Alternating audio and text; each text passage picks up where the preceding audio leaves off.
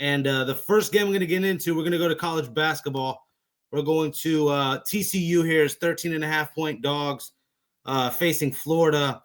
I'll make this short and sweet because, I'm a big-time Florida Gators supporter here, and it's not just a biased pick. This team has athletic bigs that can run the floor, and Alex Condon, Thomas Ball, all these types of guys there on the Florida team here, this front court, can run, can shoot the three. I think that's the difference in this game. Minus 13.5 obviously seems like a big number, but I think it's a big number for a reason. All right, so for this next game here, UNLV, 3-point favorites here against Rutgers. Not impressed with this Rutgers squad. Just saw them get blown out there. I don't know. I just think at the end of the day, I think UNLV still has enough pieces, enough talent they've gotten in the transfer portal to cover this number. So, yeah, we're laying a 3 here against Rutgers. And this game, this next game here, I'm really excited about UNC against Michigan State. This one here, Michigan State, 2.5-point favorites. I'm looking at Michigan State a little bit. Hard to choose a side on this one because, I feel like this is equal talent on both teams here. But a guy I like is Jeremy Fears Jr., the point guard here on Michigan State. This kid's averaging 10 assists per game. Brother's already in the NBA here. Jeremiah Fears, his brother. So, yeah, I like the over 150.5 at the end of the day. I do think both teams get up and down. Both teams shooting at least 35% from three. Would like to see the free throws get knocked down a little more. I think that eventually that will start happening. But at the end of the day, these two teams, I think over. We'll go over 150.5 in the UNC Michigan State game. Again, this one's going to be a quick episode today, guys. Just breaking down some college basketball for Thursday, Thanksgiving. And happy Thanksgiving to everybody out there. Hope you guys have a great Turkey Day. And then we'll also break down some college football there on Friday and Saturday. But yes, for UNC Michigan State tomorrow on college basketball, we're taking that over 150.5. And a little bonus prop. We like Jeremy Fears Jr. to get 10-plus assists. Again, averaging 10 assists this year already. Do-it-all point guard, the floor general of this Michigan State offense. Yes, we'll take Jeremy Fears Jr. at the 10-plus assist. All right, on to the next one here. St. Louis, 1.5-point favorites here against Santa Clara. I like St. Louis. Again, a lot of length on this squad, about 4 to 5 guys, 6'7", able to shoot the three. And then obviously the big piece in the middle, Robbie Avila. Can only look St. Louis's way. I feel like this is a buy low price here in this spot. Obviously, Santa Clara is known for the three, known to run fast. That's why the total is kind of high here, total 158.5. But the pick, it's going to be St. Louis. I think too much talent, too much length, and St. Louis gets this one done. No spread yet. Again, we're doing look-ahead lines, guys. I would probably be on the money line instead of laying the 1.5. Do I think they win by more than 1 point? Of course. But let's just be safe. I would do the money line there with St. Louis. On to the next. We got Arkansas taking on Duke, another big-time matchup I'm excited about. Plenty of NBA talent on both teams, clearly. 5 stars littered throughout both of these rosters. But, you look at Duke here, 7-0, 7-0 ATS as well. Just a juggernaut early on in the year, beating teams by 60 points in non-conference play. They're handling the teams that they're supposed to. I can only look Duke's way here. Duke minus the 10.5 against Calipari's boys. I'm just really high on this Duke squad. Out the gate, I wasn't, thinking they would be as good as they are, but start the year out 7-0 like this. Yeah, I got to go Duke here, minus the 10.5 against Arkansas. Real quick, let me just get your takes here on we'll go right back to the Florida Gators. We're talking about college basketball here for tomorrow on Thanksgiving. TCU 13.5-point dogs here against Florida.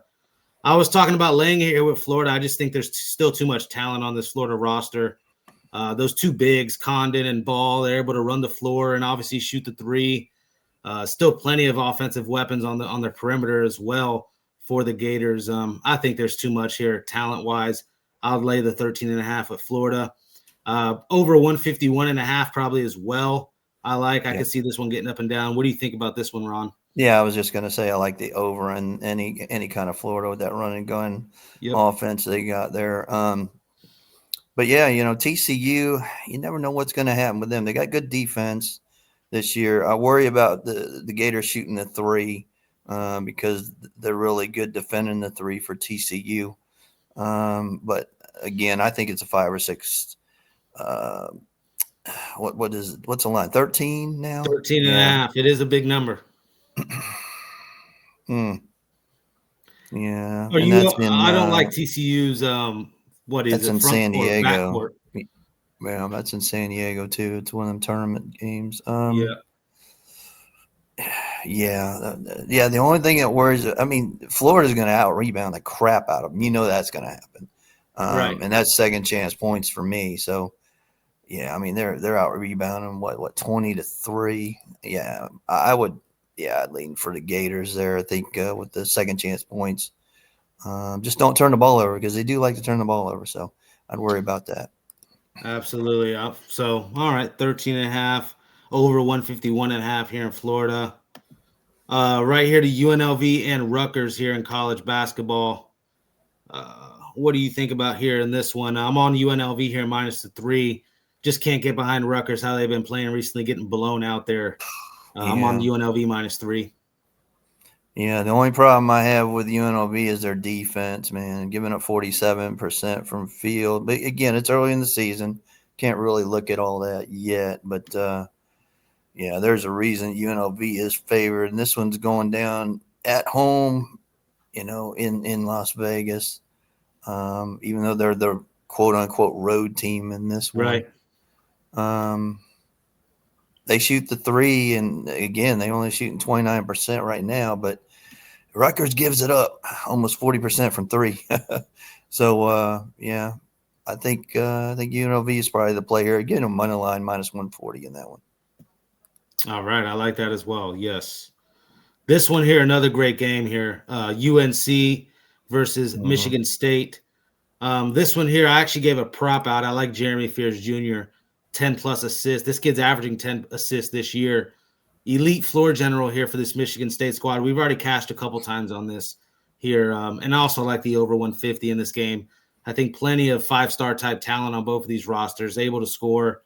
Give me the over 150 and a half in this one. I'm going to be a wimp and not choose a side in this one. What about you?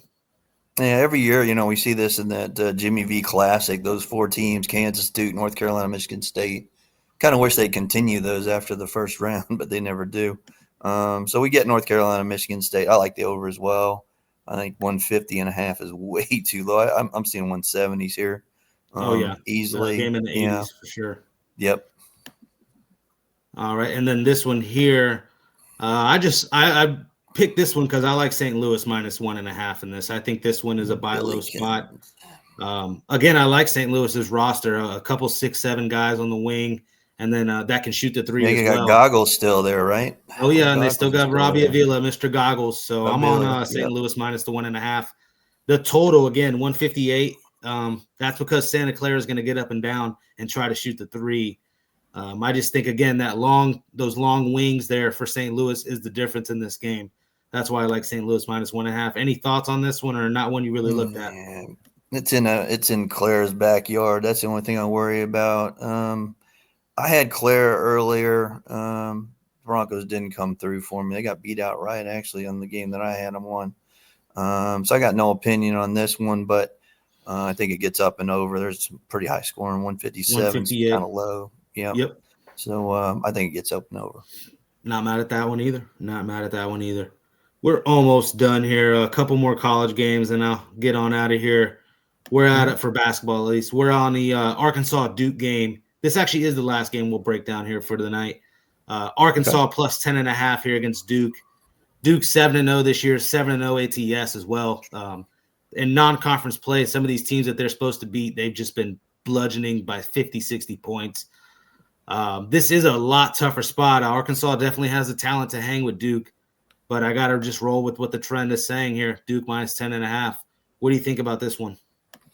Yeah, Cal comes in here. You know what he can do, but yeah, you're right. Duke is, they really stretched it out this year, shooting 52% from the field, 37 from 3. But I look for both defenses to step up here. I think 157.5 might be a little too high. I'm seeing this one probably in the 146 range. So 72-70s kind of game.